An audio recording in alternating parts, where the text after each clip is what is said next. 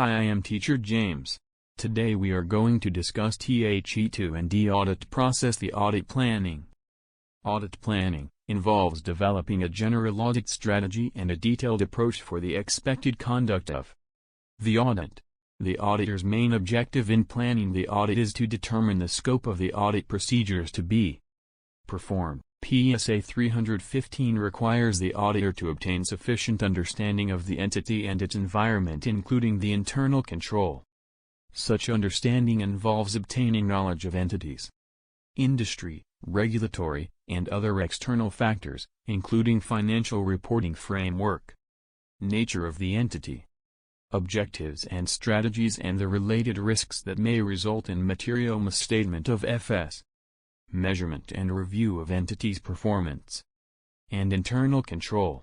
The best strategy is the approach that results in the most efficient audit. To be effective, the audit should be performed at the least possible cost. An audit plan should be made regarding how much evidence to accumulate, how and when this should be done. When developing an audit strategy, the auditor must consider carefully the appropriate levels of materiality and audit risk. Information is material if its omission or misstatement could influence the economic decision of users. In designing an audit plan, the auditor should make a preliminary estimate of materiality. Materiality may be viewed as 1. The largest amount of misstatement that the auditor could tolerate in the FS. 2. The smallest aggregate amount that could misstate the FS. There is an inverse relationship between materiality and evidence. Use of materiality. 1. In the planning stage, to determine the scope of the audit. 2. In the completion stage, to evaluate the effect of misstatements in the FS. Using materiality levels. Planning stage. Step 1. Determine the overall materiality, financial statement level. Step 2. Determine the tolerable misstatement, account balance level. Completion stage. Step 3. Compare the aggregate amount of misstatements with overall materiality. Common method of estimating materiality at FS level is statement base, total assets, sales, etc., multiplied by certain percentage. Also known as performance materiality. This process is highly subjective and requires the exercise of a great deal of auditor's judgment. What is audit risk? Audit risk refers to the risk that the auditor gives an inappropriate audit opinion on the FS. This occurs because the auditor believes that the FS are fairly stated when in fact the FS are materially misstated. Audit risk model.